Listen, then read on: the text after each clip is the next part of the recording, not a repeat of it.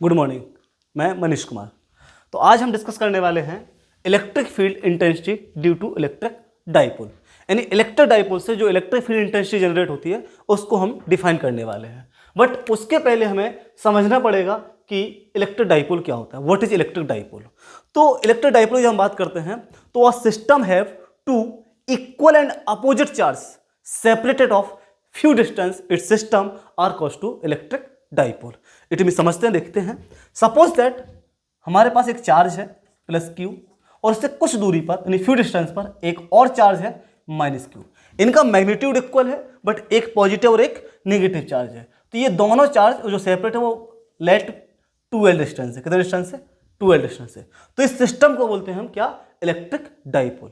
यानी a system have two equal and opposite charge separated of few distance it's called to electric dipole. देखते हैं definition क्या होगी इसकी। Electric dipole,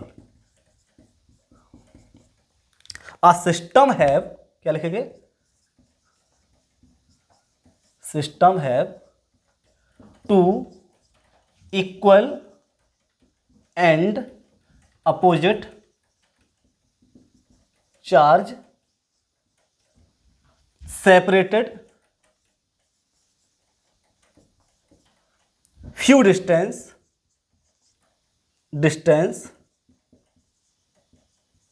are called electric dipole। ठीक है, तो ये डेफिनेशन होगी हमारी किसकी? इलेक्ट्रिक डाइपोल की। लेकिन इसके साथ हमें एक पॉइंट और समझना पड़ेगा, इलेक्ट्रिक डाइपोल मोमेंट। क्या समझना पड़ेगा? Electric dipole moment. देखते हैं क्या बोला मैंने। Electric dipole moment. बेसिकली इसको इलेक्ट्रिक डाइपोल मोमेंट को हम P से डिनोट करते हैं। कैसे डिनोट करते हैं? P से। और ये हमारी वेक्टर क्वांटिटीज होती है। तो इलेक्ट्रिक डाइपोल मोमेंट क्या होता है?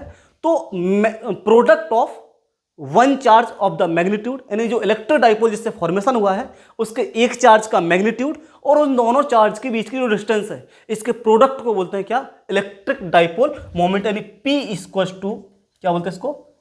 P equals to 2ql। Charge का मैग्नीट्यूड कितना है? Q। डिस्टेंस कितनी है? 2l। इसको बोलते हैं इलेक्ट्रिक डाइपोल मोमेंट। और ये हमारी एक वेक्टर क्वांटिटीज होती है। कौन सी क्वांटिटी होती है? वेक्टर क्वांटिटीज होती है। इसकी direction always negative charge to positive charge. और इसकी जो वेक्टर क्वांटिटी इसकी डायरेक्शन होगी तो इसकी जो डायरेक्शन होती है हमेशा क्या होती है? Negative charge to positive charge.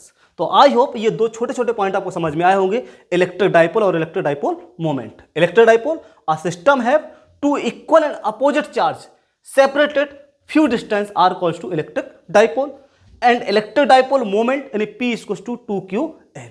जैसे अगर इसके एग्जांपल की बात करें तो जैसे मान लीजिए सपोज NaCl जो होता है, जब ये सेपरेट होता है यानी Na पे पॉजिटिव चार्ज होता है, Cl पर नेगेटिव चार्ज होता है, तो ये हमारे इलेक्ट्रिक डाइपोल बनाता है। ठीक है, तो आई होप ये दो चीजें आपको समझ में आ गई होगी। अगर ये दो चीजें आपको समझ में आ गई हैं तो अब हम डिस्कस करने वाले हैं electric field intensity due to electric dipole. यानी इस इलेक्ट्रिक डाइपोल के कारण किसी पॉइंट पर जो इलेक्ट्रिक फील्ड की इंटेंसिटी होगी वो क्या होगी। अगर बेसिकली देखा जाए तो इसमें दो कंडीशन बनती है, एक एक्सियल कंडीशन और एक और जो कंडीशन होती है वो होती है इक्वेटोरियल कंडीशन। ठीक है, बट हम पहले डिस्कस करने वाले हैं एक्सियल कंडीशन। किसको डिस्कस करने वाले हैं? एक्सियल कंडीशन, यानी electric field intensity due to electric dipole in a axial condition. समझते हैं क्या होता है एक्सियल कंडीशन। जैसे we have a electric dipole, मेरे पास एक इलेक्ट्रिक डाइपोल है plus q and minus q। Distance है इसकी कितनी? Sir 2l। ये इसका नेम दे देते हैं A एंड B। और इसका जो सेंटर पॉइंट होता है, सेंटर पॉइंट को बोलते हैं centre of the electric dipole, O। यानी जो हमारा इलेक्ट्रिक डाइपोल का जो सेंटर पॉइंट होता है इसको बोलते हैं क्या? Centre of electric dipole. ठीक है, अब इसके सेंटर पॉइंट से इसके एक्सियल कंडीशन में एक पॉइंट क्या है? P। समझ आ रहा ना? इसकी सेंटर पॉइंट से इसके एक्सियल कंडीशन में एक पॉइंट P है। Where is find the electric field intensity. जिस पॉइंट पर इलेक्ट्रिक फील्ड की इंटेंसिटी हमें फाइंड करनी है। और ये डिस्टेंस कितनी है मेरे पास? तो ये डिस्टेंस है R। कहां से? इसके सेंटर पॉइंट से। अच्छा, एक चीज और समझिएगा, अगर ये टोटल डिस्टेंस 12 है, कितनी है 12, और ये इसका सेंटर पॉइंट है, तो ये कितनी होगी सर, ये होगी L, और ये भी कितनी होगी L। ठीक है, तो अब इसको हम कैलकुलेट कैसे करें, सबसे बेस्ट तरीका समझना है, हम क्या करेंगे, इस नेगेटिव चार्ज से जो माइनस क्यू चार्ज है, इससे इस पॉइंट P पर इलेक्ट्रिक फील्ड इंटेंसिटी फाइंड करेंगे, फिर हम इस प्लस क्यू चार्ज से इस पॉइंट P पर इलेक्ट्रिक फील्ड इंटेंसिटी फाइंड करेंगे, और इन दोनों का हम वेक्टर सम निकाल लेंगे, और इस पॉइंट पर जो नेट जो इलेक्ट्रिक फील्ड इंटेंसिटी होगी वो इनके वेक्टर सम की इक्वल आएगी। तो चलिए देखते हैं, सबसे पहले electric field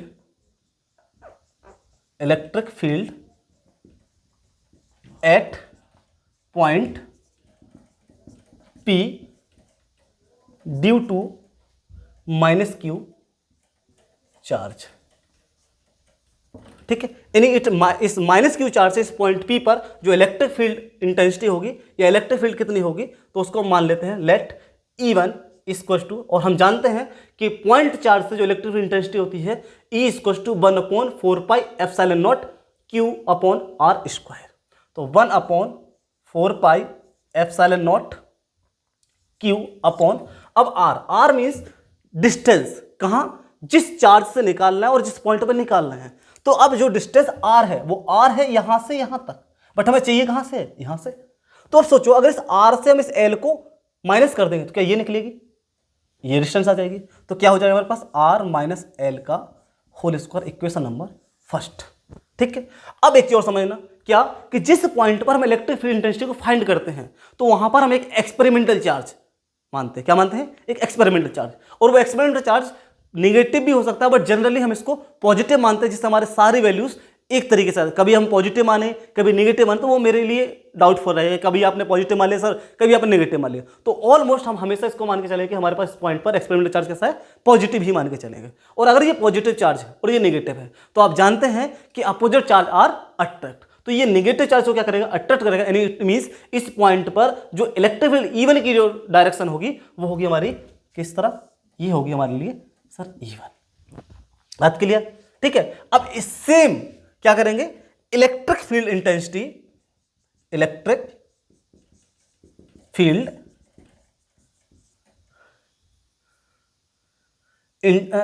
at point P, in electric field intensity eight point P due two plus Q, यानी अब हम जो इलेक्ट्रिक फील्ड इंटेंसिटी फाइंड कर रहे हैं किस पॉइंट पर, पॉइंट P पर, किस कारण, प्लस Q के कारण, plus Q charge.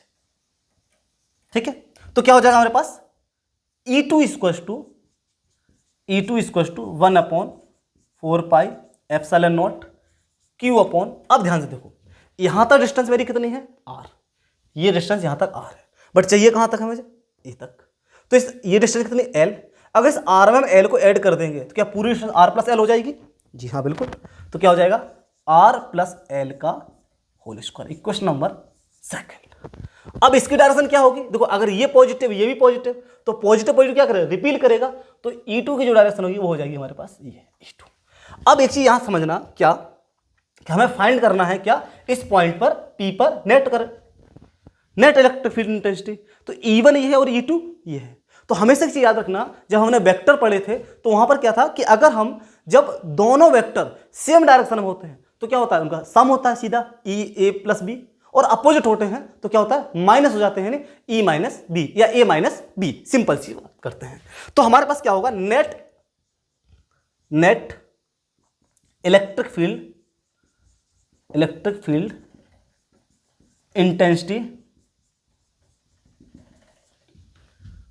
Eight P, इस पॉइंट P पर नेट इलेक्ट्रिक फील्ड इंटेंसिटी कितनी होगी। इसको समझने के लिए E equal to basically E1 plus E2 होता है, क्या होता है, E1 प्लस E2, ठीक है, बट हम यहां देख रहे हैं क्या, ये अपोजिट है, तो हम इसको कर देंगे E1 माइनस E2, क्या कर लेंगे इसको, E1 माइनस E2।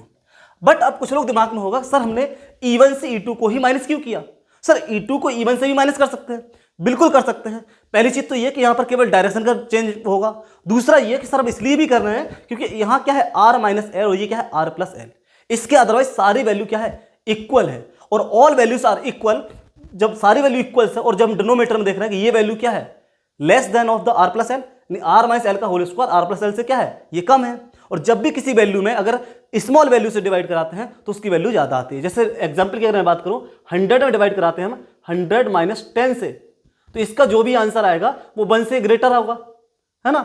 और अगर हम 100 में डिवाइड कराते हैं 100 प्लस 10 से, तो इसकी जो भी वैल्यू आएगी वो वैल्यू 1 से लेस आएगी।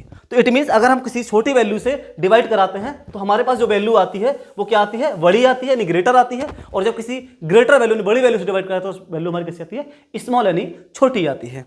इसलिए हमारे पास इवन की जो वैल्यू है क्या है, वो ज़्यादा, और E2 की वैल्यू क्या है, वो कम है। अब ऐसे भी समझ सकते हो कि ये चार्ज नज़दीक है, नियर है, तो इसकी कैपेसिटी ज़्यादा होगी, इंटेंसिटी ज़्यादा होगी। ये थोड़ा सा दूर है तो इसकी इंटेंसिटी क्या थोड़ी सी कम होगी। तो हमारे पास हो जाएगा E = E1 माइनस E2।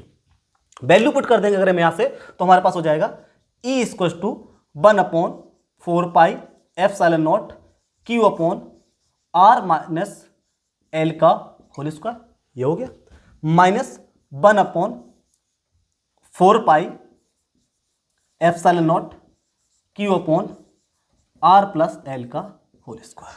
अगर इन दोनों में देखा जाए तो E = 1/4 πε0 इंटू Q, ये हमारे पास क्या है, कॉमन है। अब देखो 1/4 πε0 1/4 πε0 Q कॉमन है, तो क्या बचेगा, 1/r माइनस L का whole square minus 1/r plus L का होल स्क्वायर। अब हम यहाँ पर क्या करेंगे, इनका एलसीएम लेंगे और इसको हम सॉल्व कर देंगे, यानी कैलकुलेट कर देंगे। देखते हैं आगे, तो क्या हो जाएगा हमारे पास, E = 1/4 πε0 Q। अगर यहाँ एलसीएम लेंगे तो r माइनस L का होल स्क्वायर और r प्लस L का होल स्क्वायर, तो हमारे पास एलसीएम हो जाएगा r माइनस L का whole square into r plus L का होल स्क्वायर। ठीक है, अब यहाँ अगर ये एलसीएम है तो ध्यान से देखो, r माइनस L के होल स्क्वायर से r माइनस L का होल स्क्वायर कैंसिल, समझ आ रहा ना, r माइनस L का होल स्क्वायर से r माइनस L का होल स्क्वायर कैंसिल, क्या बचेगा हमारे पास सर, r प्लस L का होल स्क्वायर माइनस, अब यहाँ r प्लस L के होल स्क्वायर से r प्लस L का होल स्क्वायर कैंसिल, तो क्या बचेगा हमारे पास सर, r माइनस L का होल स्क्वायर। E = 1/4 πε0 Q। इसको हम क्या करते हैं, कैलकुलेट कर देंगे, यानी a प्लस बी का होल स्क्वायर और a माइनस बी का होल स्क्वायर को खोल देंगे। सभी को जानता है a² + b² + 2ab, a² + b² minus 2ab, तो क्या हो जाएगा हमारे पास sir, r² plus L² plus 2rl।